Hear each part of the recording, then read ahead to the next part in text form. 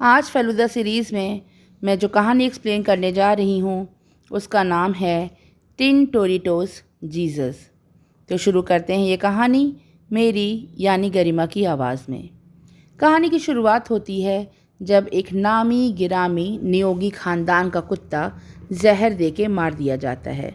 यह नियोगी ख़ानदान बैकुंठ नाम की एक जगह पर रहता है जो कलकत्ते से कुछ ही दूरी पर है। फेलुदा भी किसी काम से बैकुंठपुर आए हुए थे तो उन्हें इस बात का पता चलता है। वहाँ पर इनका नियोगी परिवार से मिलना होता है जो एक ज़माने में ज़मींदार हुआ करते थे और आज भी उनकी शानो शौकत में कोई कमी नहीं है। फेलुदा की मुलाकात वहाँ सौम्य शेखर नियोगी से होती है जो इस वक्त उस हवेली के मालिक हैं। वो एक 70 वर्षीय व्यक्ति हैं। एक दिन सौम्य शेखर नियोगी से रुद्र शेखर नाम का एक 62 साल का आदमी मिलने आता है।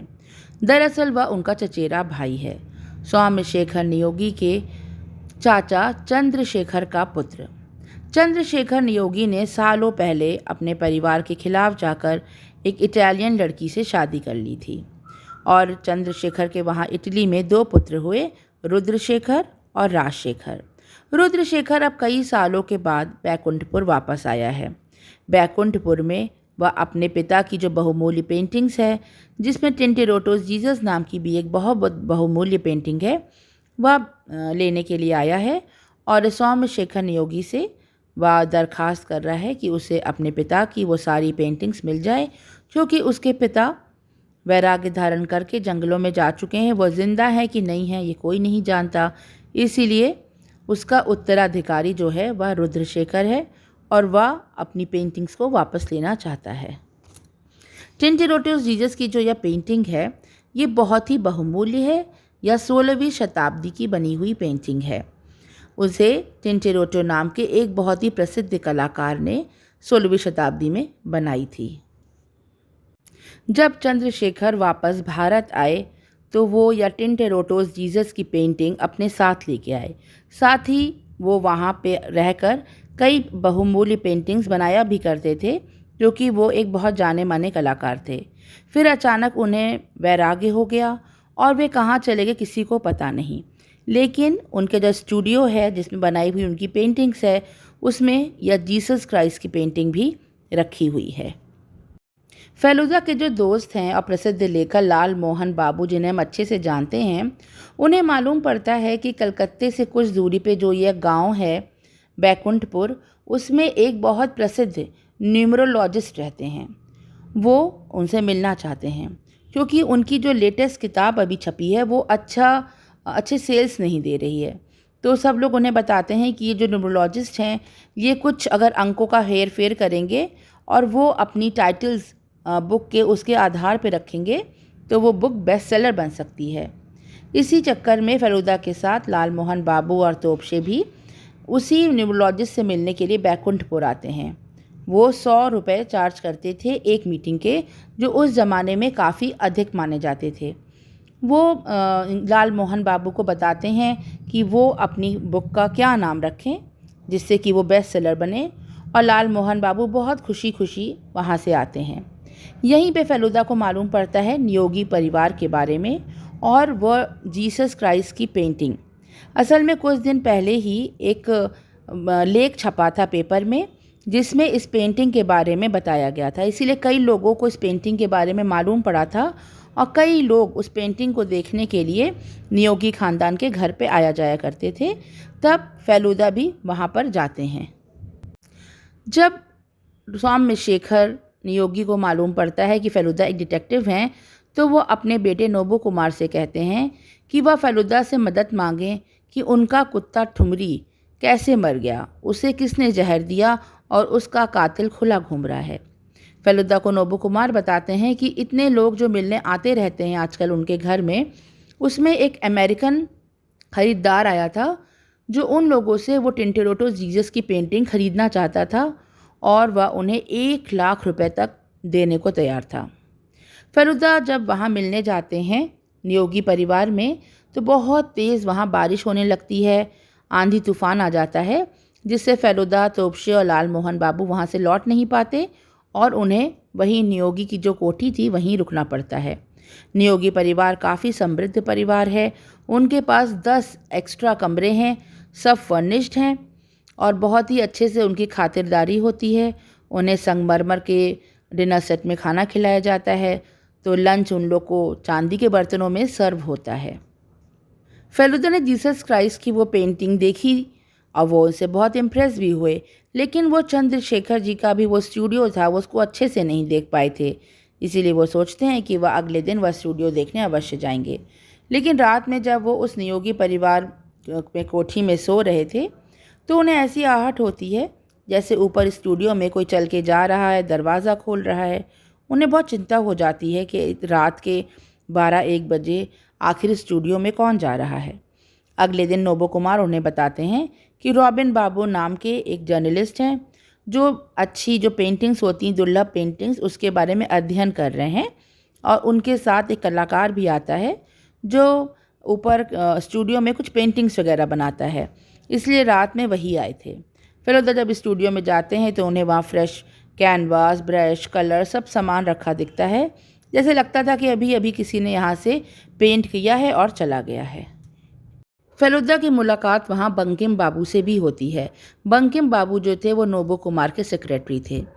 बंकिम बाबू उन्हें बताते हैं कि वो जो अमेरिकन ख़रीदार आया था, जो मिस्टर सोमानी हैं, वो कितनी बड़ी कीमत देना चाह रहा था इस पेंटिंग की। तब फेलुदा को लगता है कि उन्हें उस पेंटिंग की असली कीमत मालूम होनी चाहिए। शायद वह पेंटिंग उनकी सोच से भी बहुत ज़्यादा महंगी हो। इसलिए बंकिम बाबू से वो मिस्टर सोमानी का एड्रेस मांगते हैं। मिस्टर सोमानी जो कि कलकत्ते में रहने वाले हैं। फेलुदा उनके घर पहुंच जाते हैं और उनसे पूछते हैं कि उस पेंटिंग की असली कीमत क्या है और वह पेंटिंग किसे बेचना चाहते हैं। लेकिन सोमानी एक बहुत ही बिजनेस माइंडेड आदमी है और वो फेलुदा को कुछ भी नहीं बताता, बल्कि फेलुदा से डिमांड करता है कि अगर वह पेंटिंग वो उन्हें ख़रीदने में मदद करेगा तो वो फेलुदा को कुछ रुपए कमीशन के ज़रूर दे सकते हैं। उसके बाद फेलुदा जो है वो भूदेव सिंह से मिलने का प्लान बनाते हैं।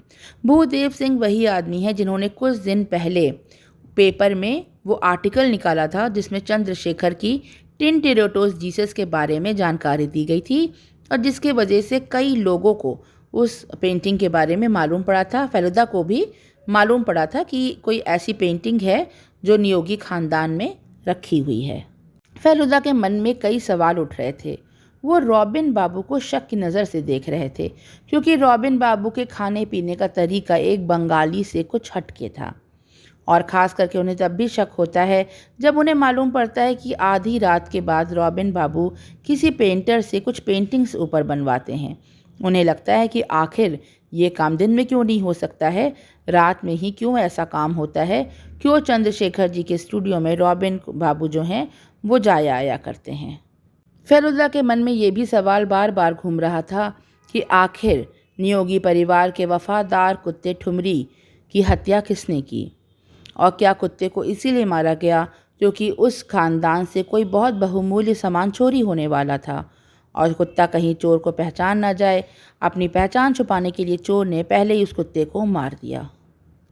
अब फेलुदा मध्य प्रदेश में भवनगढ़ पहुंच जाते हैं जहां भूदेव सिंह रहते थे। भूदेव सिंह वहाँ के बहुत ही अमीर आदमी थे।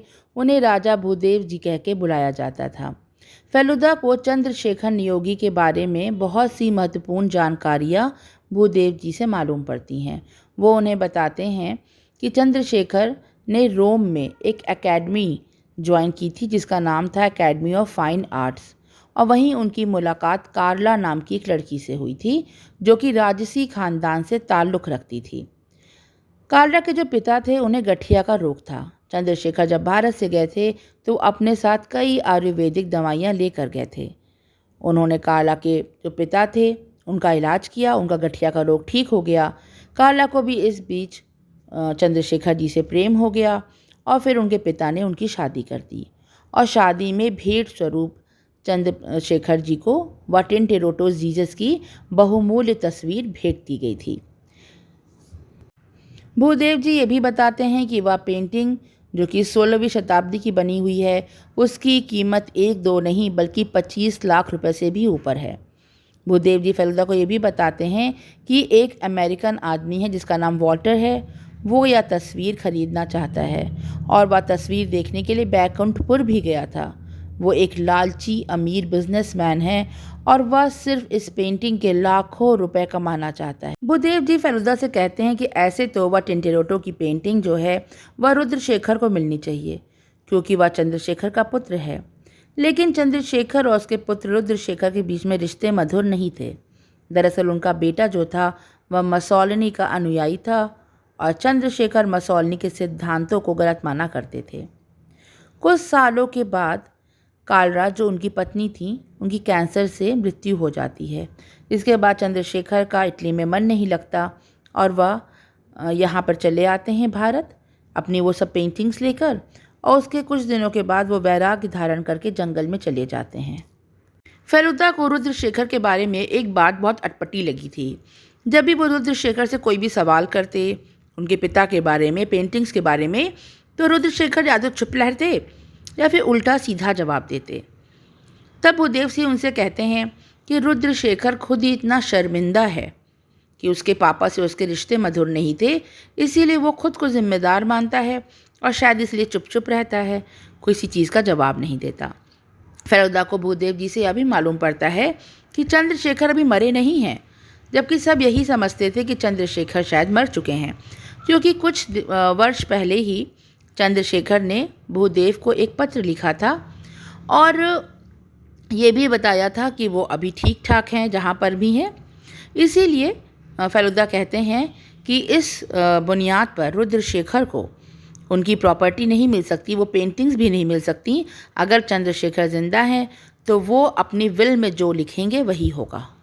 अभी फेलुदा की बातचीत बंकिम बाबू से चली रही थी, तभी फेलुदा को सूचित किया जाता है कि नोबो कुमार ने उन्हें तार भेजा है कि उन्हें तुरंत बैकुंठपुर वापस आना है। फेलुदा डर जाते हैं कि कहीं वह पेंटिंग चोरी तो नहीं हो गई। वहाँ जाने पे फेलुदा को मालूम पड़ता है कि रुद्रशेखर अचानक ही घर छोड़ के कहीं चले गए हैं, शायद वो कलकत्ते चले गए हैं, और जो नोबो कुमार के सेक्रेटरी थे बंकिम बाबू, उनका कत्ल हो गया है। चंद्रशेखर का जो स्टूडियो था वहीं पर बंकिम बाबू का कत्ल हुआ है, सर पर किसी भारी चीज़ के वार से। लेकिन फेलुदा को आश्चर्य इस चीज़ का होता है जब वो देखते हैं कि जीसस क्राइस्ट की वह पेंटिंग चोरी नहीं हुई, वो तो अभी तक टंगी हुई है। फेलुदा को शक होता है, उन्हें पूरा यकीन था कि यह पेंटिंग अवश्य चोरी होगी, इसीलिए वह उस पेंटिंग का पास से निरीक्षण करते हैं। जब फेलुदा पास से उस पेंटिंग को देखते हैं तो देखते हैं कि उस पेंटिंग के ऊपर 2 जुगनू चिपके हुए हैं। वो जुगनू जो यहाँ पर रात में अक्सर उड़ा करते थे। वो समझ जाते हैं कि इस चोरी जो पेंटिंग थी उसकी चोरी हो चुकी है, और यहाँ पे जो पेंटिंग लगाई गई है वह एक फेक पेंटिंग है, नकली, उस असली पेंटिंग की बिल्कुल हूबहू नकल। इधर सीन चेंज होता है और हमें दिखाया जाता है कलकत्ते में सोमानी का ऑफिस। वहाँ उससे मिलने के लिए रुद्रशेखर आया है। पेंटिंग रुद्रशेखर के पास है और वह सोमानी से यह जानना चाहता है कि वह असली अमेरिकन खरीदार कौन है जो इस पेंटिंग के 25 लाख रुपए तक देने वाला था। ऐसे ही सोमानी को यह बात मालूम पड़ती है कि पेंटिंग रुद्रशेखर के पास है। सोमानी अपने आदमी को इशारा करता है और वह पिस्तौल के दम पर रुद्रशेखर के हाथ पैर पकड़ लेते हैं। फिर वह रुद्रशेखर को उस होटल लेके जाते हैं जहाँ पर वह रुका हुआ था, और उसके कमरे में से वह टिंटेरोटो जीसस की असली पेंटिंग ढूंढ के निकाल लेते हैं और रुद्रशेखर के सर पे वार करके उसे बेहोशी की हालत में वहीं कमरे में छोड़ देते हैं। इधर फेलुदा लगातार रुद्रशेखर की खोज कर रहा है। कई होटल्स में वह उनकी खोज कर चुका है, लेकिन वो उसे कहीं भी नहीं मिलते। फिर फेलुदा के दिमाग में यह आइडिया आता है कि ज़रूर रुद्रशेखर भी सोमानी से मिलने गया होगा, क्योंकि सोमानी ही जानता था खाली कि वह असली खरीदार कौन है, वो जो अमेरिका से आदमी आया था मिस्टर वॉल्टर, जो उस पेंटिंग के बहुत सारे रुपए देने वाले था। फेलुदा तुरंत चेक करते हैं कि विदेश में आज कौन कौन सी फ़्लाइट जाने वाली है। तब उन्हें मालूम पड़ता है कि आज ही हांगकांग के लिए एक फ़्लाइट रवाना होती है। अब फेलुदा का प्लान बन जाता है हांगकांग जाने का, क्योंकि वह बहुमूल्य पेंटिंग अब सोमानी के पास है और इसके लिए उन्हें हांगकांग जाना ही होगा। फेलुदा का सारा खर्चा नोबो कुमार उठाते हैं और फेलुदा, तोप्शे और लाल मोहन बाबू पहुंच जाते हैं हांगकांग। जब फेलुदा हांगकांग के लिए निकल रहे थे तभी उनसे मिलने के लिए रॉबिन बाबू आते हैं और रॉबिन बाबू उन्हें एक स्लिप देते हैं जिस पे इटालियन में कुछ लिखा था। रॉबिन बाबू कहते हैं कि उन्होंने डिक्शनरी पढ़ के इस इटालियन लेटर्स को इंग्लिश में ट्रांसलेट किया है और उसके हिसाब से उन्हें मालूम पड़ता है कि चंद्रशेखर के जो 2 पुत्र थे, राजशेखर और रुद्रशेखर, उसमें से रुद्रशेखर की मृत्यु तो लगभग 26 साल पहले ही हो चुकी है। यह देख के फेलुदा चौंक जाते हैं। उन्हें अब यकीन हो जाता है कि वो जो 62 साल का आदमी रुद्रशेखर के नाम से टिंटेरोटोस की जीसस की पेंटिंग लेने यहाँ आया था, वो दरअसल चंद्रशेखर का पुत्र है ही नहीं।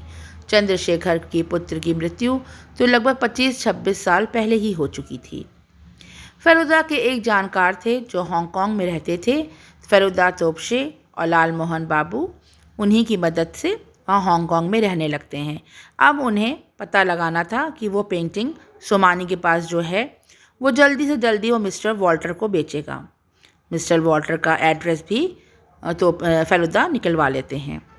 वो मिस्टर वॉल्टर से मिलने ही जा रहे थे, तभी रास्ते में सोमानी के जो आदमी थे वो फेलुदा, तोपशे और लाल मोहन बाबू को किडनैप कर लेते हैं और उन्हें एक अंधेरे कमरे में बंद कर देते हैं।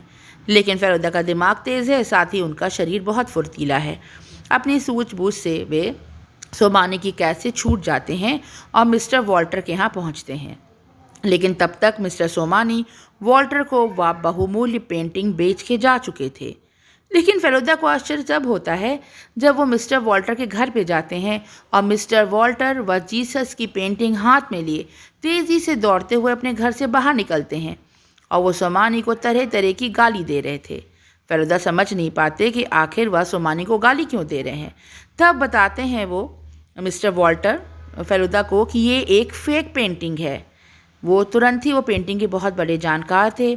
उन्हें मालूम था कि जो रंग उस ज़माने में यूज़ किए जाते थे वो इतने ब्राइट नहीं होते थे। वह फेलुदा से कहते हैं कि उनके साथ धोखा हुआ है। फेलुदा जान जाते हैं कि असली पेंटिंग किसी और ने ही चुरा रखी है और उस पेंटिंग के 2 रेप्लिकास बने थे। एक रेप्लिका जो कि बैकुंठपुर में अभी लगा हुआ है, जिसके ऊपर 2 जुगनू चिपके हुए हैं, और एक रेप्लिका ये जो मिस्टर वॉल्टर ने ऊंचे दामों पर सोमानी से खरीदी है। फेलुदा खाली हाथ भारत आ जाते हैं। उन्हें बहुत अफसोस था कि इतनी परेशानी और इतना खर्च करने के बावजूद भी वह टिंटेरोटोस जीसस की असली पेंटिंग साथ में नहीं ला पाए। लेकिन फेलुदा ने अपने मन में उठ रहे कई प्रश्नों के जवाब दे लिए थे। उनके हाथ में एक मैगज़ीन थी और वो नंदो कुमार से मिलने के लिए नियोगी ख़ानदान के घर में पहुंच जाते हैं। वो वहाँ पर कहते हैं कि यहाँ पर एक आदमी था जो रुद्रशेखर की असलियत जानता था। वो जानता था कि यह असली रुद्रशेखर नहीं है, लेकिन उसने उसे एक्सपोज नहीं किया। शायद अगर रुद्रशेखर के बारे में वह कुछ भी बताता तो वह खुद भी बहुत शर्मिंदा हो जाता। फिर वो इशारा करते हैं रॉबिन बाबू की तरफ। वो रॉबिन बाबू से पूछते हैं कि आखिर एक बंगाली होकर भी उन्हें बंगाली डिशेस खाने का सही तरीका क्यों नहीं मालूम है। जो डिश अंत में खाई जाती है वो रॉबिन बाबू ने सबसे पहले ही क्यों खा ली थी। वो रॉबिन बाबू से ये भी कहते हैं कि कोई इटालियन डिक्शनरी वहाँ पर मौजूद ही नहीं थी, फिर किस तरह उन्होंने इटालियन में लिखे हुए उन शब्दों का ही इंग्लिश में ट्रांसलेशन कर लिया। इस पे रॉबिन बाबू मुस्कुराने लगते हैं। वो कहते हैं कि हाँ, उन्हें इटालियन आती है और वो इटली में कई साल रह चुके हैं। वो वहाँ के एक मशहूर पेंटर हैं और उन्होंने ही वह फेक पेंटिंग बनाई थी टिंटेरोटोस जीसस की और उसे रिप्लेस कर दिया था। फिर रॉबिन बाबू बताते हैं कि असल में उनका असली नाम है राजशेखर। वो चंद्रशेखर के छोटे पुत्र थे। वो यहाँ पर आए थे बैकुंठपुर में कि वो टिंटेरोटोस जीसस की जो पेंटिंग है जिसके वो असली हकदार हैं उसे वो किसी म्यूज़ियम में दान कर दें जहाँ पे उसकी अच्छे से कद्र होगी। लेकिन जब वो बैकुंठपुर आए तब उन्होंने रुद्रशेखर नाम के एक फरेबी आदमी को यहाँ पर रहते देखा। उन्हें शक हुआ कि आखिर एक झूठा आदमी उनके भाई का भेष बदलकर यहाँ पर क्यों रह रहा है, जबकि उसके भाई की मृत्यु तो सालों पहले ही हो चुकी है। फेलुदा कहते हैं और वो फरेबी आदमी कौन था ये सब जानकर आप लोग के होश उड़ जाएंगे। फिर वो मैगज़ीन खोलते हैं जो वह साथ लेकर आए थे और नोबो कुमार के सामने वह मैगज़ीन रख देते हैं। वह एक आदमी को इंगित करते हैं। नोबो कुमार उसे देख के चौंक जाता है। वह उनका सगा भाई नंदो कुमार था, जो हांगकांग में सालों से रह रहा था। वह एक एक्टर था। नंदो कुमार को मालूम था कि टिंटरेटो जीसस की वह पेंटिंग बहुत महंगी है। मिस्टर वॉल्टर ने उसे अच्छे दाम देने का वादा किया था, इसलिए उसने भेष बदला था अपना, और वो यहाँ पर रुद्रशेखर बनकर आया था, और वही वह पेंटिंग चुराने की फिराक में था। उसने वह पेंटिंग चुरा भी ली थी, लेकिन बंकिम बाबू ने उसे चोरी करते देख लिया, इसलिए उसने बंकिम बाबू का खून कर दिया, और उसने अपने आने से पहले उस वफादार कुत्ते को भी मार दिया, क्योंकि कुत्ता अगर नंदो कुमार को पहचान जाता तो यहाँ पर मामला बिगड़ सकता था। अब सवाल उठता है कि आखिर वह असली पेंटिंग गई तो गई कहाँ। इस पर रॉबिन बाबू कहते हैं, यानी कि राजशेखर, कि वह असली पेंटिंग उनके पास है और वह उसे यूरोप में एक म्यूज़ियम में दान देने वाले हैं, क्योंकि उस पेंटिंग की असली कद्र वही होगी, और एक तरह से राजशेखर ही उस पेंटिंग के असली हकदार भी थे। वह पेंटिंग लेकर वापस लौट जाते हैं, और इस तरह से इस कहानी का अंत होता है। कहानी ट्विस्ट एंड टर्न से भरी हुई थी, लेकिन बहुत ही इंटरेस्टिंग थी। कहानी अगर अच्छी लगी हो तो इसे एक लाइक करें। कहानी के बारे में आप क्या सोचते हैं कमेंट सेक्शन में ज़रूर बताएं, और ऐसे ही इंटरेस्टिंग कहानियाँ सुनने के लिए जुड़े रहें मेरे चैनल से। Thanks for listening, bye for now.